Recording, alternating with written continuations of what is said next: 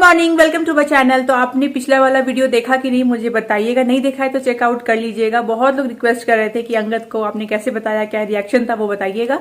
तो वो वाला वीडियो मैंने डाल दिया है, नहीं देखा है तो फटाफट से चेकआउट कर लीजिएगा। तो अभी सुबह के बज रहे हैं 8 और हम लोग कर रहे हैं अपना नाश्ता। और आज क्या मस्त सनी ब्राइट डे है, दिखाती हूँ।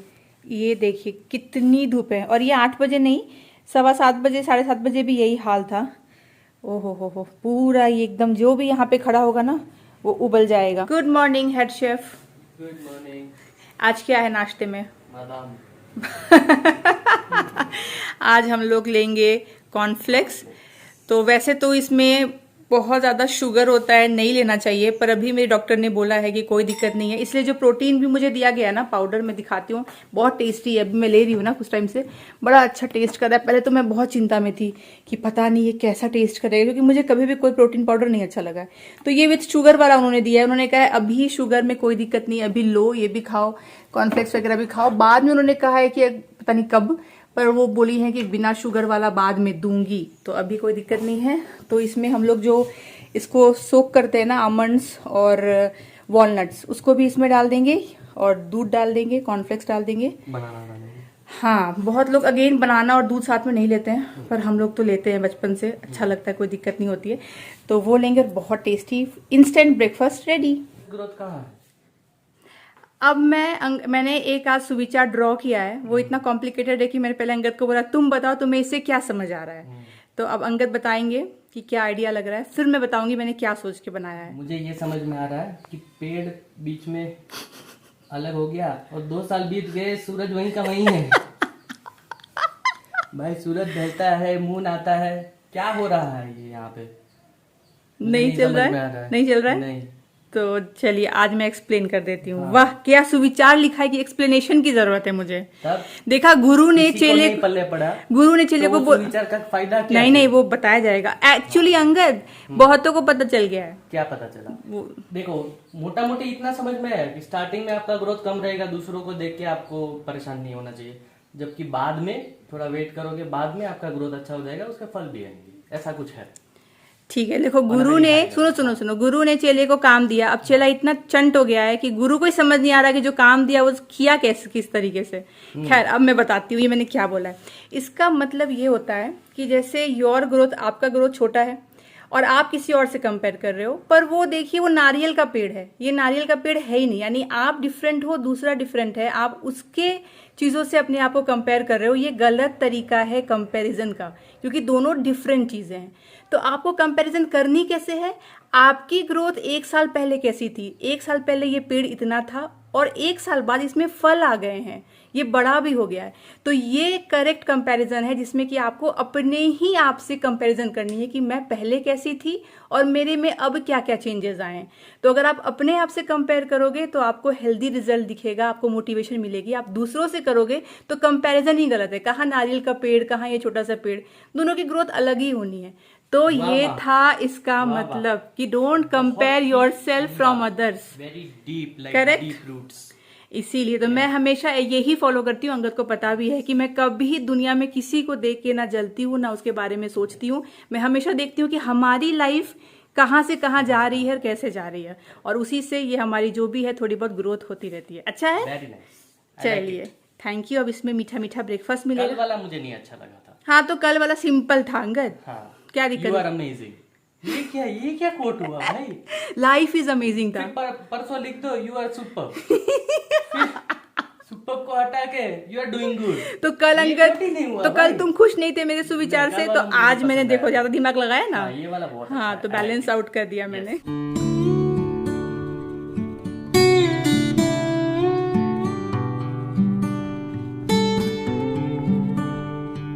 वैसे आज का जो ये थॉट है, ये सुविचार है, ये मैंने अपने लिए नहीं, ये मैंने अपने उन व्यूअर्स के लिए लिखा है जो लोग अभी कंसीव करने का ट्राई कर रहे हैं। मुझे ऐसे बहुत सारे मैसेजेस आए हैं, शादी को इतने साल हो गए शोना, हम ट्राई कर रहे हैं, आपने कैसे कंसीव किया हमें बताइए।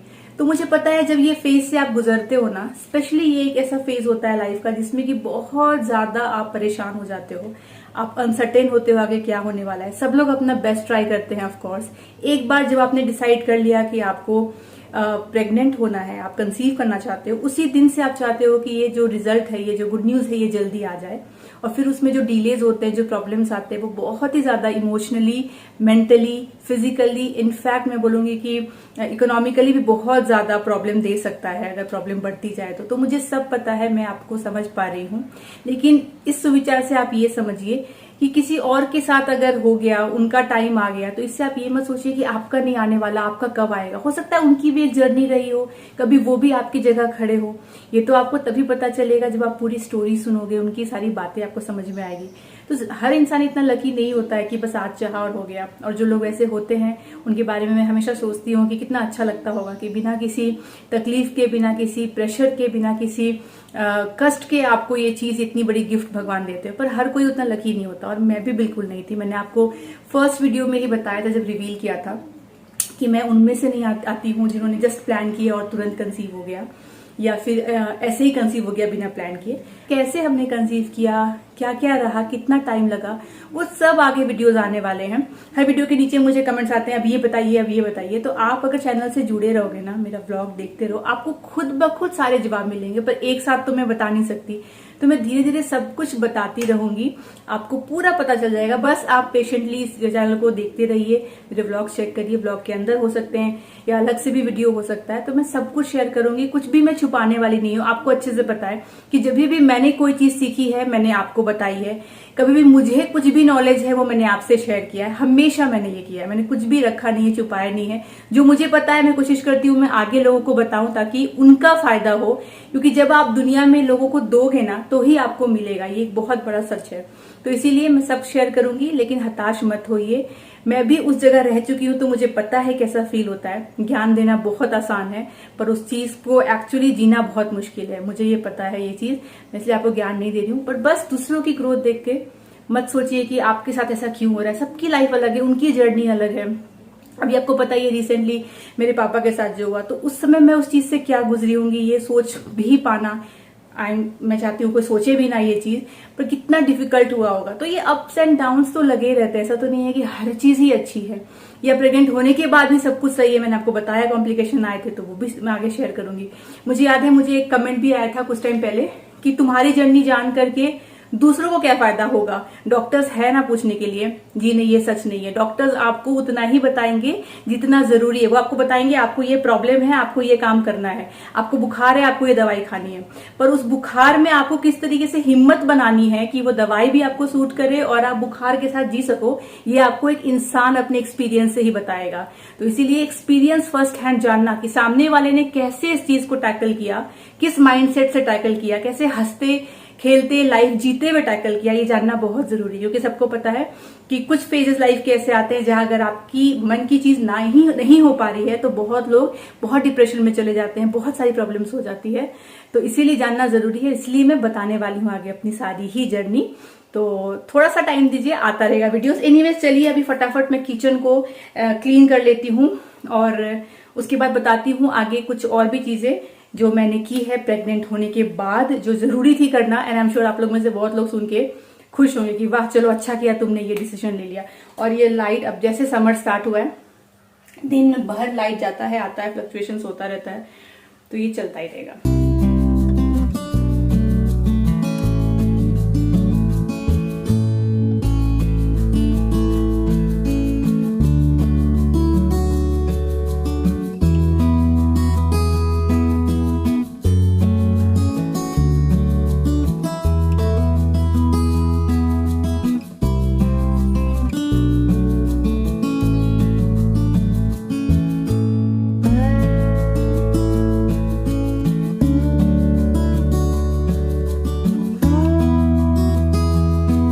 शाल लेकर के हो गई हूँ रेडी, और इतनी गर्मी है बाहर ना कि एक बार आप शाल लेने घुसिए ना, फिर आपको निकलने का मन नहीं करेगा, फिर लगेगा बाहर निकलते गर्मी लगेगी। और सच में बाहर निकलते ही कुछ देर में ही गर्मी लगने लग जाती है। वैसे भी मुझे थोड़ी गर्मी अभी ज्यादा लगती है, मुझे तो लगता है कि भाई फैन चल रहा हो तो एकदम 5 पे चले। अंगद आता है ना रूम में जहां मैं बैठी रहती हूँ, ये क्या बना रखा है घर को, ऐसा लग रहा है स्पेसशिप में बैठे, इतनी आवाज आती है। और इसीलिए दोपहर में एसी चला लेती हूँ क्योंकि बहुत गर्मी वैसे भी है और मुझे भी लग रही है। पर नहाने के बाद कुछ देर 15 मिनट का आराम लगता है। एनीवेज चलिए दिखाती हूँ आज लंच में क्या है। लंच भी रेडी है और देखिए अपना किचन स्लैब और ये सब कुछ भी साफ सुथरा है। तो पहले दिखाती हूँ इसके अंदर है क्या और क्यों मैं यहाँ पे यूज़ कर रही हूँ एल्यूमिनियम। ये एक हाथ से क्या उठेगा मेरे से, लो गंदा कर दिया मैंने, साफ सुथरा ही था, वो भी मैं आपको बता देती हूँ। हाँ, तो यहाँ पे है आलू बीन्स की सब्जी जो कि है रेडी और जो बना है इस वाले बड़े वाले कढ़ाई में। इसके अलावा यहाँ पे रेडी है राइस, रोटी गर्मा गर्म और इसमें है दाल जो कि ऑलरेडी सीजनड होगा। एक सेकेंड खुल जा, ये एक हाथ से चीज़ें करने का जो टैलेंट है ना। हाँ, तो यहाँ पे दाल ऑलरेडी सीजनड है, पर मुझे इतनी भूख लगी है कि मेरा मन कर रहा है ना, और जो मैं कर भी रही हूँ 2-3 दिनों से। अभी कितने बज रहे पता है, अभी बज रहे हैं 11:35 हो रहे हैं और मुझे मन कर रहा है कि मैं कुछ खा लूँ। तो मैं क्या करूँगी पता है, अभी एक रोटी मैं ऐसे ही खा लूँगी सब्जी के साथ में, बाकी पूरा खाना बाद में खाऊंगी। तो ये जो खाना रेडी आप देख रहे हो गर्मा गर्म, और आप में से बहुत लोग सोच रहे होंगे कि बाप रे सोना रोटी भी बना ले रही है, राइस भी बना ले रही है, क्योंकि आपको पता है दिन में हम लोग राइस खाते थे, रात में रोटी खाते थे जब मैं बना रही थी। तो ये कैसे बन जा रहा है और कहाँ गए मेरे सारे ही कास्ट आयरन के बर्तन। आपको पता है मेरे पास कास्ट आयरन का पूरा सेट है, हर एक चीज है मेरे पास। स्टील के भी मेरे पास कढ़ाइयाँ हैं, पैन है, पर यूज हो रहा है एल्यूमिनियम। उसका रीजन ये है कि हमने रख लिया है कुक भी रख लिया है, और साथ ही साथ में जो हाउस हेल्प होती हैं, जो झाड़ू पोछा करती हैं, वो भी है। तो बहुत लोग मुझे बोल भी रहे थे कि शोना अब हाई टाइम आ गया, अब तुम एक हाउस हेल्प रख लो, बाद में जरूरत पड़ेगी। तो जी हाँ, हमने रख लिया है। तो ये जो कुक है ना, हाउस हेल्प तो देखिए मिलना बड़ा आसान है, एक बार रख लेते हो तो बड़ा अच्छे से ही हो जाता है। जो हमारे सोसाइटी के जो सिक्योरिटी भैया है ना, उनकी वाइफ ही है, वो बहुत घरों में काम करती हैं, तो वो ही है। उनका बेटा था जो वो हमारा गाड़ी वगैरह साफ करता है, और आंटी जो है वो घर सफाई करती है। तो वो तो ठीक है, झाड़ू पोछा करना है उनको, बर्तन तो नहीं ऑफ कोर्स, क्योंकि हमारे पास डिश वॉशर है, तो वो ये करती हैं। पर ये जो कुक है ना, ये रखना ट्रिकी होता है थोड़ा सा, क्योंकि ऑफ कोर्स आपको आपके टेस्ट का भी चाहिए होता है और जो अच्छा खाना बनाए। तो मेरा जो प्रेफरेंस था जब मैं कुक रखने का मैंने डिसाइड किया, पहले प्लान था हमारा कि हाउस हेल्प तो ठीक है, पर कुक हम लोग सोच रहे थे कि हम लोग 3rd ट्राइमेस्टर से रखेंगे, क्योंकि ऑफ कोर्स उस टाइम पे वेट भी बढ़ जाएगा, आपको झुकने में भी दिक्कत होगी, तो आप चाहोगे कि आराम करे। तो उस टाइम पे प्लान था कि 3rd ट्राइमेस्टर से लेकर के फिर ऑफ कोर्स डिलीवरी के बाद तक फिर कुक रखे रहेंगे हम लोग। लेकिन 8th वीक के स्कैन के बाद जब डॉक्टर ने मुझे बोल दिया कंप्लीट बेड रेस्ट, जो कि मैं 11th वीक तक मैं कंप्लीट बेड रेस्ट में थी, उन्होंने बोल दिया कि बिल्कुल ही आपको झुकना नहीं है, आपको चलना नहीं है, आपको सिर्फ और सिर्फ बाथरूम जाने के लिए उठना है। तो उस टाइम पे हम लोग घबरा गए कि अब क्या करेंगे। तब तक हम लोग कुक कर रहे थे, मैं आराम से कुक कर ले रही थी, पर अब क्या करेंगे, झुकना ही नहीं है, कुछ करना ही नहीं है, आपको बैठ खड़े ही नहीं रहना है उतने देर के लिए, आपको लेटे रहना है। तो हमारा दिमाग पूरा खराब हो गया कि अब तो सबसे पहले कुक रखना है, क्योंकि ऑफकोर्स अंगद जो है वो रात को काम कर सकता है, दिन को तो वो खाना नहीं बना सकता, और खाना टाइम पे चाहिए, खाना अच्छा हेल्दी चाहिए, ऐसा तो नहीं खिचड़ी बना बना के काम चला रहे। तो हमने सबसे पहले वहां से हॉस्पिटल से आने के बाद डिसाइड किया कि कुक रखना है। तो एक ही तरीका था कि माई गेट जो ऐप होता है सोसाइटी का, उसमें सारे लिस्ट रहते हैं, आपके कुक्स हो गए, मेड्स हो गए, ड्राइवर हो गया, सबका नंबर रहता है। तो उसमें से हमें जो लगा कि कोई ऐसा बंदा है जिसका थोड़ा बहुत रेटिंग ठीक ठाक है, तो उसको बुला के एक बंदा शॉर्टलिस्ट कर लिया और उनको बुलाया। तो वो उस दिन शाम फोन किया, शाम को वो आ गए, वो थे उड़ीसा के। तो मैं बड़ी खुश कि चलो ठीक है, जो माछ है वो भी खाने को अपने हिसाब का मिलेगा, पोस्तू वगैरह का हम लोग बना सकते हैं, आलू पोस्तो, और हर चीज टेस्ट जो है वो सिमिलर ही होता है हमारे जैसा ही, कोई दिक्कत नहीं आएगी। तो उनको रख लिया, उन्होंने बोला ठीक है हम कल से आएंगे, कोई दिक्कत नहीं है। वो आए भी, लेकिन 2-3 दिन वो लगातार आए, फिर एब्सेंट करना स्टार्ट कर दिया। मतलब हर हफ्ता वो 2 दिन 3 दिन गायब रहने लगा। संडे तो उसने बोला कि मुझे छुट्टी ऐसे ही चाहिए, पर बाकी दिन भी एब्सेंट। फिर होली का टाइम आया तो उसमें वो लंबे छुट्टी पे गायब, घर चला गया। तो उसके बाद आया लौट के, फिर वो एब्सेंट हो गया, फिर वो एब्सेंट, मतलब वो हफ्ते में 2 दिन भी नहीं आ रहा था, एब्सेंट एब्सेंट एब्सेंट। तो हम लोग समझ गए कि नहीं, लगता है कि गलती कर दी इनको रख के। खाना बहुत टेस्टी बनाते थे वो, मतलब उनको मैंने जो भी चीज बनाने के लिए बोली है ना, वो बिल्कुल वैसा ही टेस्ट जैसा मैं चाहती थी। तो मुझे तो लगा था फर्स्ट टाइम, वाह इतने लकी हम हो गए, क्योंकि आप पहली बार रखते हो और कुक आपको आपके स्वाद का मिल जाए। तो मैंने उनसे जो भी चीजें बनाई, इनफैक्ट मैंने उनसे कड़ी भी बनवाया एक दिन, कड़ी बड़ी, वो भी हमारे घर का टेस्ट जैसा, हर एक चीज इतनी अच्छी वो बना रहे थे, दाल उतना अच्छा उनका। बट खैर, तो उसके बाद हमने सोचा कि चलो एक काम करते हैं, ये इतना एब्सेंट क्यों हो रहा है, ये हर बार कुछ बहाना, कभी बोल तबियत ठीक नहीं, कभी बोल रहा है कि घर पे कुछ प्रॉब्लम आ गई है। तो फिर जो लोगों ने उनको रखा था ना और सोसाइटी में, उनमें से एक को हम जानते, तो उसको अंगद ने फोन किया कि ये इतना एब्सेंट हो रहा है। तो उन्होंने बोला ये ऐसे ही एब्सेंट करता है, ये हफ्ते में 2-3 दिन तो गुठली मारेगा ही मारेगा। तो हमने कहा अरे ये तो प्रॉब्लम है, क्योंकि मुझे चाहिए जो आए मंडे टू सैटरडे, फिर एक भी दिन एब्सेंट नहीं करना है। संडे छुट्टी तो मिलनी ही है, फेस्टिवल्स पे छुट्टी मिलनी ही है, या फिर कुछ रियल रीजन हो तो अलग बात है, बीमार हो गए, पर ऐसे बहाना वाला तो नहीं चलेगा। तो हमने सोचा कि इनको तो टाटा बाय बाय करना पड़ेगा। तो 1 महीना उनको रखा, उनकी पेमेंट की और उनको हमने जाने दिया। 1 महीना भी मतलब वो जितना कम दिन आए थे, फिर भी हमने कहा चलो कोई नहीं। फिर हमने दूसरी जो रखी वो है यूपी की। तो चलो ये भी बड़ा अच्छा, ये भी टेस्ट हमारे घर के जैसा ही रहेगा। ये इनका पहले हमने पूछताछ कर ली जहां जहां काम करते थे कि क्या ये इतना एब्सेंट होती है, क्योंकि हमारा मेन कंसर्न ही वो है कि एब्सेंट ना करे और साफ सुथरी रहे, मतलब अच्छे तरीके से खाना पीना बनाए। तो फीडबैक आया कि नहीं, शी इज वेरी रेगुलर, सिर्फ संडे को वो छुट्टी लेती है और कोई दिक्कत की बात नहीं है। तो हमने इनको रख लिया।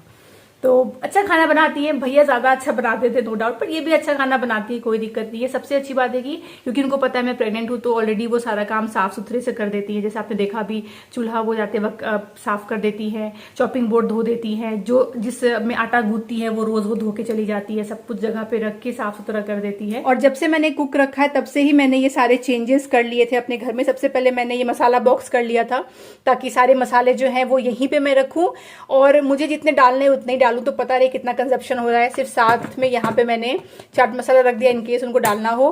पानी मैं यहाँ रखने लगी हूँ, पहले का शीशा का जो जग है वो हटा दिया, टूट सकता है, इसीलिए अब इसमें रखने लगी हूँ। तो ये जगह उनको इस चीज के लिए दे दी है मैंने। और ऑयल भी मैं रिफिल करती रहती हूँ, ताकि मुझे पता रहे कि मैंने पहले बता रखा है कि हम बहुत कम ऑयल खाते हैं। तो ये इस तरीके से मैंने यहाँ पे सेटअप कर दिया है। और इनको एक ये चाहिए था, उन्होंने कहा था कि एक साफ करने के लिए दीदी मुझे आप ये खरीद दो, क्योंकि उनको ये कपड़े से नहीं अच्छा लगता, उनको लगता है कि स्क्रैच आ जाएगा।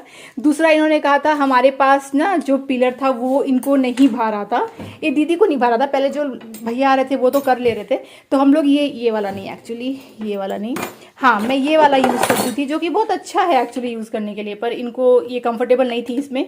तो ये वाला बोला कि मेरे को आप ला दो, तो ये वाला ला दिया। साथ में उन्होंने बोला है ऐसे वाले स्टैंड जो है वो और 2 ला दो, तो वो भी मैंने ऑर्डर किया है। अभी फिलहाल वो इसमें रखती है, नीचे मैंने दिया है उसको रखने के लिए, पर उसको स्टैंड भी ला देंगे। और यहाँ पे मैं सारे मसाले रखती हूँ ना, यहाँ से मैंने वो मसाले हटा दिए जो मुझे नहीं खाने का मन है, जो कि गर्म करते हैं। जैसे मैंने यहाँ से लौंग हटा दिया, मैंने यहाँ से ब्लैक पेपर हटा दिया, तो वो सब चीजें मुझे खानी नहीं है। दालचीनी तो हटा दिया, तिल था मेरे पास में, मैं तिल रखती थी, तिल तो बिल्कुल नहीं खाया जाता, तिल भी हटा दिया। तो वही रखे हैं जो सेफ हैं, जो वो डाले भी तो कोई दिक्कत नहीं है। और किचन का तो हाल मुझे लगता है ठीक ठाक ही मेंटेन हो रहा है, ऐसा नहीं है कि स्क्रैच वगैरह कर रही हैं, क्योंकि मैंने उनको सिखा रखा है कि कुछ भी खाना आपको बनाना हो आपको कपड़े बिछा देने हैं। तो यहाँ पे पूरा वो कपड़ा बिछा देती है, चाहे उनको रोटी बेलना हो या कुछ भी रखना हो। और इसीलिए मैं यहाँ पे ये चॉपिंग बोर्ड रखने लगी हूँ, वरना क्या होता है ना, कई बार ध्यान नहीं रहता उन लोगों का, तो खाना बना रहे हैं गरम प्लेट यहाँ पे रख दिया, या तो गरम नहीं रखा जाता है एक्चुअली इस पे। तो इसीलिए मैंने यहाँ पे ये डाल रखा है कि इनकेस अगर उनकी हैबिट भी हो गरम गरम उठा के रखने का, तो वो इस पे रखेंगे तो कोई दिक्कत नहीं आएगी काउंटर टॉप को। और याद है मैं पहले बोलती थी कि मुझे तो बहुत मोह है, लगाव है अपने किचन से, पता नहीं कोई और काम करने आएगा तो कैसे काम होगा नहीं होगा। मेरी सिस्टर के घर में मैंने कुक देखा था, तो मुझे मन तो किया था मैं रख लूं, लोड कम हो जाएगा, पर उसी वजह से मैं रखना नहीं चाहती थी। पर to my surprise, actually surprise भी नहीं, शायद मैं हुई ही इतनी अडेप्टिव, मुझे लगता है कि जब टाइम आया, जब जरूरत आई, तो मैंने बिल्कुल भी सोचा नहीं और बिल्कुल भी मैंने इन चीजों की का मुझे मुंह नहीं लगा कि अरे यार ये खराब होगा। मैंने फटाफट डिसाइड किया कि कुक रखना है, जरूरत है, फटाफट जो चीजों की जरूरत है, मतलब आप सेव कर सकते हो अपने किचन को, वो सब चीजें मैंने फटाफट खरीद ली। ये जग वग रिप्लेस कर दिया, सब खरीद लिया और बस हो गया डन। उसके बाद मैंने सोचा नहीं कि अरे मुंह लग रहा है या उनको ज्यादा इंस्ट्रक्शंस दे रही हूँ कि ये मत खराब करना, वो मत खराब करना। फर्स्ट डे जैसा था समझा दिया कि ये चिमनी ऐसे काम करता है, मिक्सर ऐसे काम करता है, ये गैस ऐसे काम करता है, और बस हो गया।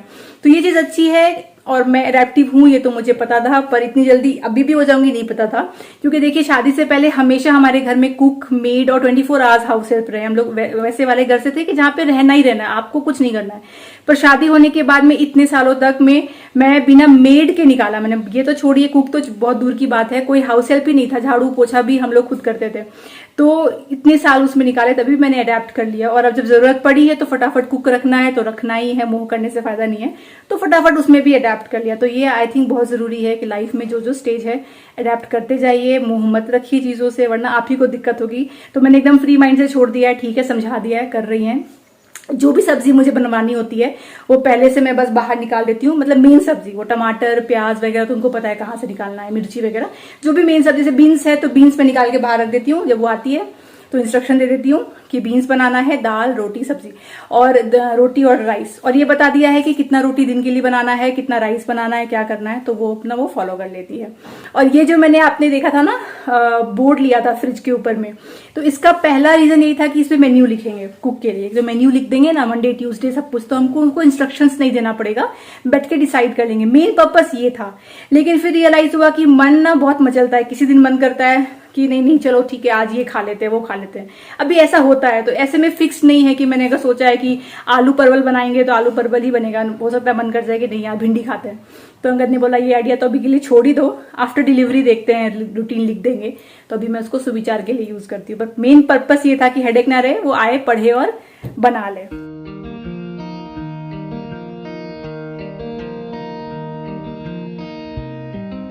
आई नो हो सकता है कुछ कमेंट्स ऐसे आए कि हमने तो प्रेगनेंसी में पूरा 9 महीने काम किया, हमें तो जरूरत नहीं पड़ी, क्योंकि सबकी प्रेगनेंसी अलग अलग होती है। जैसा कि मैंने बताया, मुझे 8th वीक में ही कंप्लीट बेड रेस्ट बोल दिया गया था। वो आगे जब रीजन बताऊंगी तो आप समझोगे। तो ऐसा नहीं है कि सबकी प्रेगनेंसी स्मूथ आती है, बहुत लोग बहुत पूरा एक्टिव रहते हैं। मेरा भी वही था इंटेंशन, मैं अंगद को वही बोलती थी कि प्रेगनेंसी कोई बीमारी नहीं है, आप एकदम हेल्दी रहते हो, आप काम कर सकते हो, कोई दिक्कत नहीं है। तो हम लोग कुक रखेंगे तो एकदम एंड में रखेंगे 3rd ट्राइमेस्टर के। पर ऐसा नहीं है, जब रियलिटी हिट करती है तो आपको पता चलता है ओ ये भी होता है, अच्छा ऐसा भी होता है, इसमें आपको बेड रेस्ट बोला जाता है। मुझे तो पता ही नहीं था कि कंप्लीट बेड रेस्ट नाम की चीज प्रेगनेंसी में भी होती है, वो भी इतनी अर्ली। पर ऐसा नहीं है, बहुत सारी छोटी छोटी चीजें हैं जो आपको धीरे धीरे पता चलती हैं। जो फेस करता है उसी को पता है, जो लोगों को नहीं कोई प्रॉब्लम आई है उनको इतना नॉलेज भी नहीं होता, उनको लगता है हर प्रेगनेंसी वैसी ही होती है आराम से। नहीं, ऐसा नहीं है, सबकी प्रेगनेंसी अलग होती है। किसी किसी के कुछ कॉम्प्लिकेशंस की वजह से उनको बेड रेस्ट भी बोला जाता है और कंप्लीट बेड रेस्ट बोला जाता है। लिटरली मतलब कुछ नहीं करना है आपको। देखिए ये हम लोग लंच में कर रहे हैं, इतना खाना अभी यूज हो जाएगा और मुझे लग रहा है बच ही जाएगा, क्योंकि जितने भी बीन्स थे ना मैंने सभी यूज कर लिए थे। तो चलिए ये गर्म हो गया। और हाँ, आज मुझे एक काम करना है जो मैंने ठान के रखा है कि आज हो जाएगा। अंगद मुझे बहुत टाइम से बोल रहा था कर लो, वो है घी बनाना। तो ये इतना सारा मलाई जमा हो गया है, पता है बहुत ज़रूरी है कि आज के आज घी बन जाए। तो ये अभी से मैंने निकाल रखा है, इसको टाइम लगेगा पिघलने में, आई एम श्योर 6-7 घंटे तो कहीं नहीं गए। तो ये रात को घी बनेगा इसका। तो मैं नेक्स्ट व्लॉग शुरू करूंगी, उसमें आपको दिखाऊंगी। ये काम अभी बहुत बड़ा सा है, मुझे तो लग रहा था अंगद की गर्मी है पिघल जाएगा, पर टाइम लगेगा, डेफिनेटली टाइम लगेगा, टाइम लग जाएगा। एक्चुअली अर्ली मॉर्निंग निकालना था पर भूल गए। ठीक है, जो भी है। तो ये घी आपको नेक्स्ट व्लॉग में दिखेगा मैं कैसे बनाती हूँ। और चलिए इसी के साथ व्लॉग यहीं तक रखते हैं, बहुत लंबा हो गया है, और मिलते हैं आपसे अगली बार। तब तक आप लोग अपना ख्याल रखिए, हमारे वीडियोस को देखते रहिए। Bye bye.